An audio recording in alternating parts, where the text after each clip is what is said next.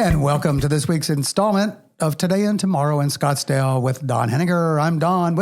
Joining me, as always, is our podcast scholar, Kevin Maxwell. Scholar, I like it. Scholar's good, right? I'll take it. It works for today, doesn't it? Yeah, it's been delinquent. I got to think these things up for him. It really drives me nuts sometimes. It's right up to the deadline, right? Good one. Scholar today, Kevin, because we've got a couple of true community scholars, champions, if you will, whose time, talent, treasures benefit a whole lot of worthy causes, and perhaps none more important than what they do for our schools. Welcome to Bryn and Andy Defusco. Thank you, Don. Good to be here. Good to see you, Bryn. Thanks so much for having us. Thanks so much for being here. We're going to get a chance to dig into all the good stuff that you're doing. Bryn and Andy are partners in the Defusco law firm.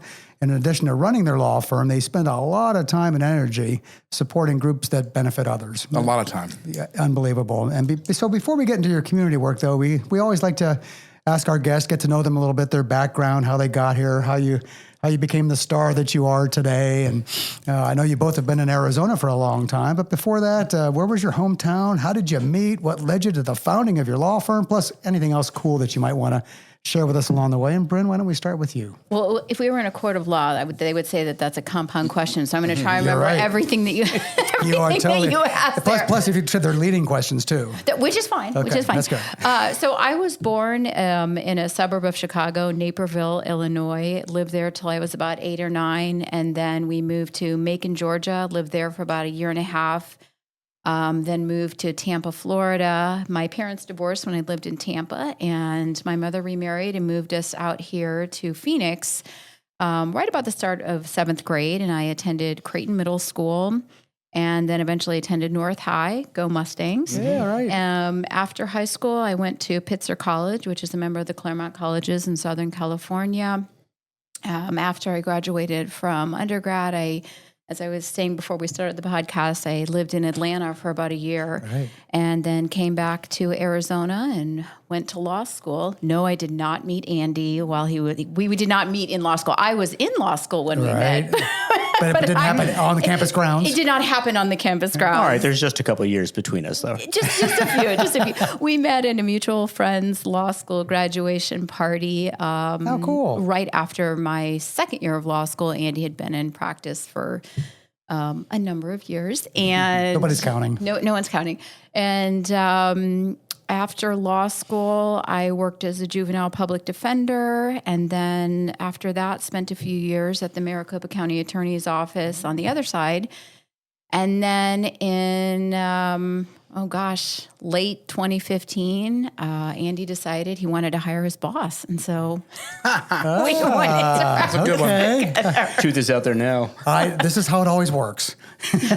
And we've been in private practice together since early 2016, I think, actually. That's great. January 2016. And it's been great. We are very fortunate. Our office is very close to our home and very close to all 3 schools that our children have attended within Scottsdale Unified. And it's been a really wonderful experience. And we feel very fortunate to have our office so close to pretty much where we live and where we do things. So, Andy, what's the other side of the coin look like? Well, mine starts out with a storm. It was the blizzard of 1978. Whoa. So I was living in Connecticut. Okay. I was a newly minted teenager. The blizzard of 78 hit. My mom and stepdad had been married a few short months. I think you're like the second or third guest who's referenced to the storm of 78. And by the way, I was in Pennsylvania. I was in Pittsburgh. So you remember? I do remember. I absolutely remember. Oh, it was horrible. And as we're shoveling snow, my stepdad looked at my mom and said, "We're never doing this again. Fill me in and pack up the station wagon. We're moving to Scottsdale, Arizona." So moved out here in the summer of 1978. I started attending 8th grade at Pueblo Elementary back when it was K through 8. My first thought looking around at my new classmates were, what do they feed these guys west of the Mississippi? Because everybody was at least 8 inches taller than I was. Went to Saguaro High School and then followed that up by going to Arizona State University undergrad, ASU College of Law. And then when I got out of school, I fulfilled my lifelong dream. I got on a bicycle, started pedaling from Scottsdale, didn't stop till I was in Cranston, Rhode Island. No kidding. This is why we do these background checks, because that's really cool. Oh, it was really a trip amazing. of my life. It was my personal mission. It was wonderful. No kidding. Got back here and got a job at the public defender's office where I worked for a little over 4 years. Started a private practice law firm back then in 1995. Had that for a little over 21 years. And one day I looked at Bryn, and I said, I'd like to start another practice, and I want you to be my partner. And she said, okay. And that was now about 8 years ago. Wow. And, I think I asked you why you wanted to hire your boss. well, but- you did. Yeah. I heard that. Yeah. So, question for you: were you working in the public defender's office while you were in the county attorney's office? Oh, no. So you had a chance to meet them too? When Andy was working at the public defender's office, I think I was in high school. Oh, come on, guys! I got it now. I'm plugged in. And I tell her that she's my first in all the special ways, and the only one I've ever been engaged to, not just married to. And so we have a kind of unique arrangement. Growing up in Scottsdale, and now living in Scottsdale, and having our office condo where our practice is just a mile from our home, and within a stone's throw from our kids' high school, and before that, their middle school and grade school. I like to think of it as the small town, kind of Mayberry, the small town law firm in the big city. And so we're really enjoying it. I got to ask one more follow-up question about the bike trip. Tell us a little bit about the bike trip. That's amazing. How what was that all about? How long did it take you? And what was that all like? Well, I was 25 at the time, so my parents couldn't tell me no, but they didn't want me to go. And I basically loaded up a Fuji bicycle with every bit of gear imaginable: front panniers, rear panniers, tent, sleeping bag, clothing, cooking equipment, lots of water because it was hot in the beginning of the trip. Left here on August 24th, 1990, and didn't stop pedaling till I reached my aunt's house in Cranston, Rhode Island on October 27th of 1990, and just met people along the way, met some fun college students that took me in, met people who were just very encouraging along the way, saw a lot of the national parks, saw countryside that I never would have seen on my own. Occasionally I'd meet up with people on the way, but for the vast majority of the time I was alone, and looking back, I'm really glad I did it. Amazing. Kevin, this is why we do these things. Isn't that cool? This is exactly why we have people come on. That's why we want to ask you about your background first, because we always learn new things about people. Going back to the slight little age difference, I guess, which I never really was aware of. I just got their holiday card yesterday. Okay. And I like how it says that they're very clever. They have their children on there. Right. And they're lovely children. And then they have, Bryn, 40-ish. Andy, 50-ish. Something like that. Very clever. And just so we're clear, whatever it is, we our kids take up the big picture. Yeah. I generally not. No one wants to see a picture of Andy and me. So this is actually the first year that Andy and I have ever been on our holiday card. Really? Because in my mind, everyone just wants to see the kids. No one cares. Even the dogs have dropped off the Yeah, cards. yeah. I've noticed that in recent years. That just happens. But as you get older, that magical suffix "ish" becomes more and more useful, and it works for that. I thought it was clever. That's really cool. So one of the reasons we're here is to talk about kids and kids as it relates to schools. And we talked before this started. You've got a long list of organizations that you both support, which is really awesome. But we want to focus a little bit today on what you're doing with the school district, the Scottsdale Unified School District. Your kids go to the school there, and you guys have gotten all in. But why don't you talk? There's a bunch of things we could talk about. Why don't you talk first about the fund that you guys have put together for teachers, the supply program? So in, I believe it was 2018, we developed the classroom supply stipend. I guess it would be a fund. And originally, it was just Andy and me, our firm, and we committed to funding stipends for up to 10 teachers per year, and we do 5 right before school starts. And before I initiated this program, I'd been thinking about it for a while, and I reached out to many, teachers that I knew and asked, when would it be most helpful for you to get supplies? We all know you spend your own money on these supplies. What would be the best way to get them, and the timing of it? And so we settled on doing them before school starts in the fall, well, really like late July, so that the teachers have time to go out and purchase the supplies before their classrooms open. And then we do another round up to 5, but generally more in December. And I try to do it before the teachers leave for break and before they start finals, because I know it can get kind of crazy. So early December. And so we started it back in 2018. And over the years, we've had other businesses and some private individuals come forward and say, I'd like to sponsor a teacher. I'd really like to help out. We have one anonymous donor who will remain anonymous. And pretty much every stipend period, they show up and give a check and say, we'd like to sponsor 10 teachers. Oh, wow. Yeah, 10 every year. This past year. 50. 5 each session. And they don't want any acknowledgement. And I always offer, do you want to look at the applications and pick them out? No, you do Trust it. you. We trust you. And we do focus on, the reason this kind of started is I saw the despair. I mean, obviously public funding in Arizona is terrible when it comes to public schools and whatnot. But one of the things that really stood out to Andy and me is the disparity in the fundraising and the resources among APTs, PTOs, whatever, parent-teacher organizations within the district. You have some schools that just have these amazingly successful, robust APTs, which our children have benefited from. But then you have some schools that don't even have APTs. And it's just, in my mind, and I think Andy would agree, it's a tremendous disparity. And quite frankly, I think it's unfair because, as you know, the APTs, their hands aren't tied in the way that funding is for public schools. And so the parent-teacher organizations have a lot more flexibility to do the things that they want and supply supplies and just all the extra things. And so and one of the things that APTs routinely supply are school supplies for teachers. And so that's where it kind of started for me, was I want to be able to offer the reimbursement for supplies to these teachers that that aren't at schools that have these robust APTs. And so it started back in 2018, and it's been going on since then. And we've had, like I said, private individuals and businesses step up and want to help out. And it's been great. Kevin and I have talked a lot about that. Tell them about the Coronado experience that you ran into with the soccer team there. And that's kind of a good example of what she's talking about. Yeah, it is. I'll tell you about that in a second. But what I want to mention, what Bryn and Andy are doing are important. The reason why it's important is because I'm also on the SUSD Foundation Board. Yep. And the SUSD Foundation Board used to do a similar program where they provided grants to teachers to supplement school supplies, which they probably bought out of their own pocket. They discontinued that program a few years ago and tried to focus on some other stuff, which I think is good.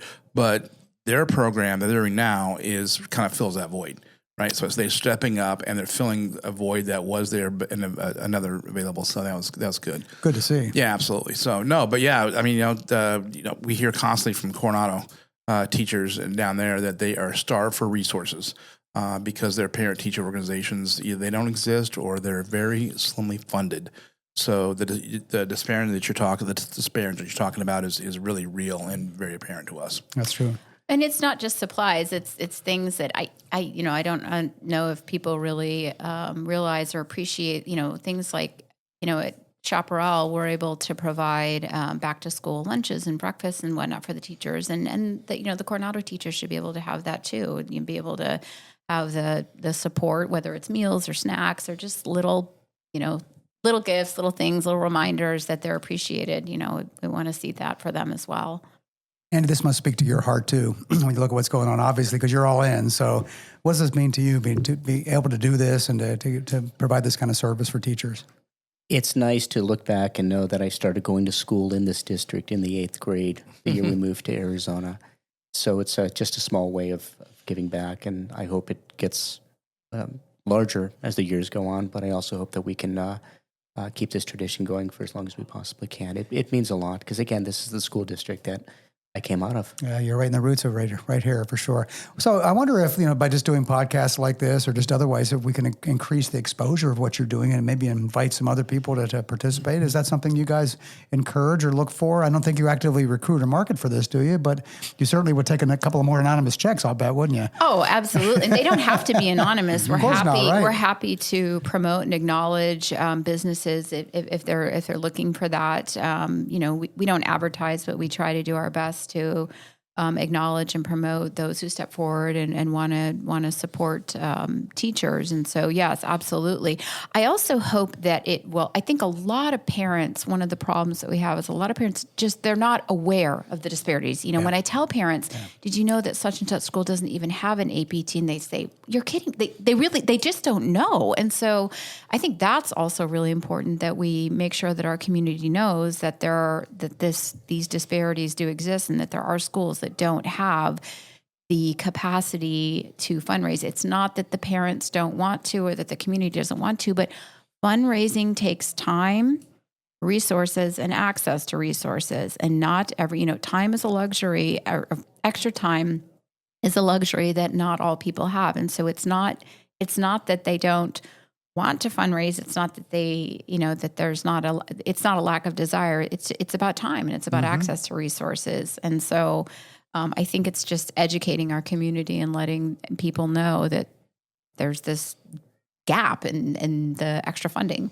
One of the things that we do too is in terms of encouraging some of the local businesses to make contributions is we make certain that this money goes directly to the teachers. Yeah. And one of the program requirements is that they have to provide the receipts to show us that they have actually, once they are told that they have won one of the stipends, provide us the receipts, show us they've spent that money for classroom supplies, and then we'll promptly reimburse them with a check up to the stipend amount.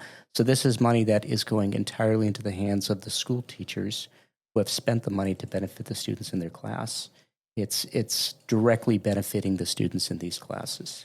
And it's pretty cute when the teachers, sometimes I'll get these long emails explaining, I just want to explain to you why I had to get blue folders and purple folders. And I'm like, oh my gosh, it's totally That's fine. okay. It's fine. Crowns or pencils, come on, I mean, man. but I think they're so used to having it, which, makes sense. I get it. When you're using government funds, you have to explain your expenses. But I'm like, listen, if you need blue folders, or I think one year there was a science teacher, was a high school teacher that needed like owl poop or something. I was like, it's fine.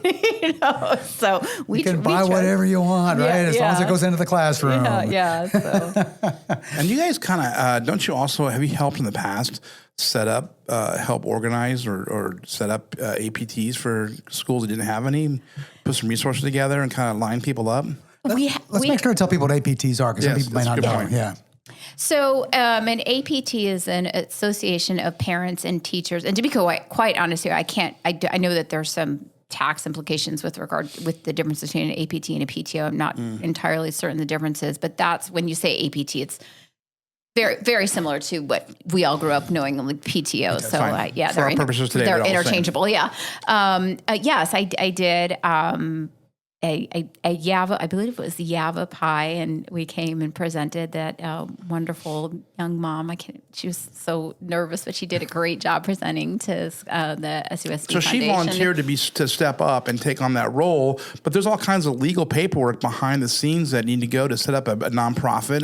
And is it a 501c3 or? Yes, and Andy and I don't do that type of I work. know. I don't anything. We don't do that. But the floodgates. Yeah, I know. But I was able to contact someone that I know who does that, and that individual was able to do it at a greatly reduced amount. Great. And so, and I don't want to hold that person out as being able to do that, because I don't know if they. Yeah, no.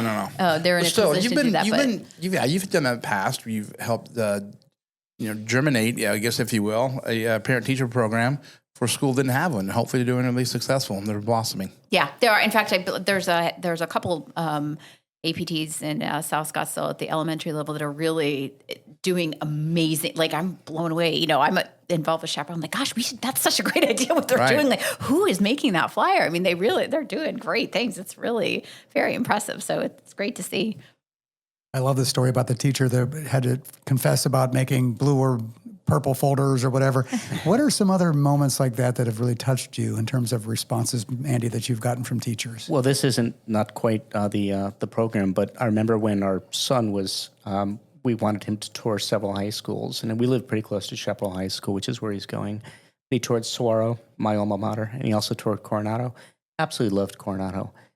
And were it not for the drive, he probably would have gone to Coronado. Mm-hmm. But we were getting a tour from the principal there, and I asked the stupidest question just out of ignorance. I was asking the principal about the extracurricular activities and how active are the students in extracurriculars. And she said, you have to understand something. A lot of the kids that go to school here, they go home, they take care of younger siblings, or they're off. When they're of the right age, they're off working to support the household. And I felt really ignorant, really dumb at the time and she handled it very well, but things that I just did not give as much consideration to as I do now. It's an eye-opener. People think about Scottsdale. They don't think we have that in Scottsdale, right? But we absolutely do all across north to south, right? So it is an eye-opener. It's an educational component for sure, yeah. And Kevin, you say that all the time with the work you guys do, right? All the time. Soccer program, all the time. That's important stuff. Andy, you mentioned you are also involved in other ways to support our public schools. Talk a little bit about efforts that you're doing there, whether it's through the Center for Public Interest or just getting more state funding. I mean, that's a huge issue. We need as many people working on this as we possibly can across the state. Well, I'm going to defer to my better half on this. If you're starting to get into issues regarding the governing board and what matters are done at the administrative level. Well, I was going to go there for sure, Okay. but I was thinking about state funding right now. There's some of the work we're doing. If you guys are involved at all in trying to influence what we're getting from the state. Mostly, I would just like to see us expand the stipend program. Yeah. And we might need to call out to not only more anonymous individual donors, but more small and mid-sized, perhaps even larger businesses who have a lot of activity in the Scottsdale area. I mean, this is just such a great community. Yeah, you're right. And in the past, we've had some great contributions from some local businesses. We're fortunate we have a number of friends who have their own businesses who have made contributions in the past. That's great. And perhaps we need to work that a little bit more to expand the program. So, Bryn, you're on the board of the Arizona Center for the Law and Public Interest still, right? I am. And that group does do some lobbying, or at least trying to influence the state for funding, right? Oh, yes. In fact, the Arizona Center for Law and the Public Interest has been litigating for more public school funding for over 25 years now, I think. They had the first case against the state to increase funding for public schools. So, I mean, back from the time when I was, presumably in middle school and high school, and so I serve on the board of that. And we actually have a handful of board members who are SUSD parents that serve on the board alongside me. And so, it's a wonderful organization. I tell people it's probably one of the most impactful nonprofit organizations or for-profit, if you lump them in as well, that no one has heard of. Yeah, right, They do really big work, but they're very quiet. Yeah. And I always say not enough people know the work that the Arizona Center for Law and the Public Interest is doing. But the donors and the supporters that do know about us are very, very committed, and so that's what makes it work. I feel like you're banging your head against the wall trying to get more state funding for schools after 25 years. Exhausting. No kidding. It seems as though this is just me talking. I'm not tying anyone else to this, but my impression is it just sure feels like to me the state legislature just does not want to fund public schools, and it's very frustrating. And we continue to vote in people who don't seem interested in supporting the public schools in Arizona, and it's very frustrating. The only time they want to pay for public schools is if they're forced to through litigation, and that's very unfortunate. Got to keep it going. So let's bring it back to Scottsdale and talk about the Scottsdale Unified Governing Board, because we all go to those meetings. We're all plugged into that to one degree or another, and they've been getting pretty contentious lately. And unfortunately, it's not alone, because we're finding school boards have some of the most contentious, divisive conversations, meetings going on these days at any level of our government. And certainly school boards, unfortunately, are no example, and Scottsdale isn't either. So what's your impression of where things are with the governing board, where they might be a year from now? It's an election year coming up, and we've got a lot of issues right now at the governing board level. What keeps you up at night when you think about the governing board? Well, a lot of another things. compound question. Yeah, another compound There's question. a few in there. Right. Yeah, what keeps me up? It is one of the things that keeps me up at night. I'm concerned that I feel as though our district right now in the past, 2 to 3 years is really on a positive trajectory. If you really take a look at the things that are going on in the school district, a lot of wonderful things are happening.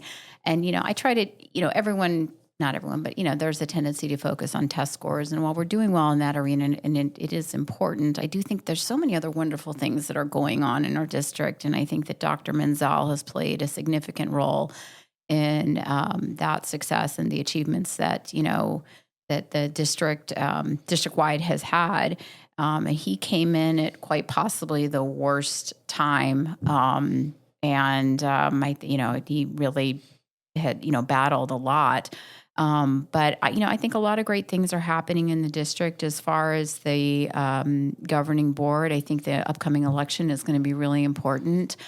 I really hope that we have a majority of governing board members who are supportive of public schools and supporting our public schools and not influenced by outside interests. I personally, I can't speak for others.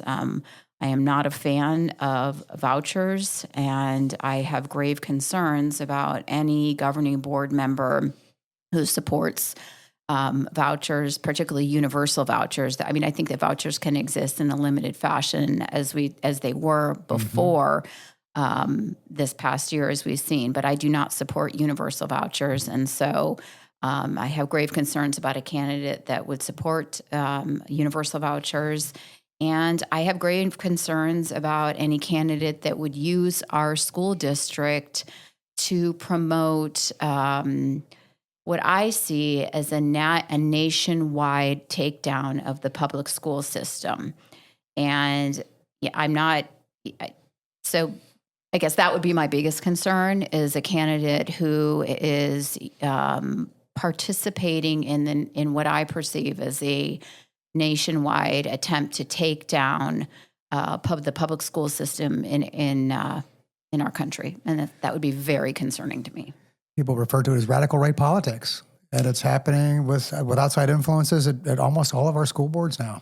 It is, and I want to be really clear and careful that I have many conservative friends who support public education, and it's really unfortunate that this is the direction that it's gone, because there are many conservatives, Republicans, however you want to categorize it, that support public schools and understand the importance that they have. And so I hope that they will continue to speak out in support of public schools, because it can't just be one party supporting public education in our country. It has to be both. And I know they're out there, and I encourage them to continue standing up for public schools and doing and saying the right things in a public setting, not just behind closed doors. We've been out there before. There's no reason to think we can't get them out there again, right? Absolutely. Yeah. Absolutely. Andy, are you encouraged by the fact that we just had a bond election, an M&O election, where it passed? Scottsdale was able to be successful when other communities around us were not. Does that give you guys any encouragement at all? It does. It does for me. And poor Andy, he just hears all the bad stuff when I come home, and I say, "Oh my gosh, did you see that?" He's like, "All right, calm down." I know when to have a nice glass of red wine ready for my wife when she gets home. Probably after every meeting, right? It is. I mean, I think it is encouraging that the override, the M&O override passed with statistically the way that it did this last election. Also in the face of a pretty well-funded opposition. So I think that's saying something. I'm not happy that there was that well-funded opposition, obviously, but the fact that it passed with the numbers that it did, in spite of that well-funded opposition, I think is encouraging, but I don't want to rest on our laurels. Right. I'm not. Of course not. Yeah. I'm still nervous. I'm still up at night. Yeah. And I'm still yelling at Andy for things that he has. Still having a glass of red wine on occasion as well, right? One of the best letters I've ever seen that was written to the board was written by one of our neighbors, and there's always this focus on the costs of having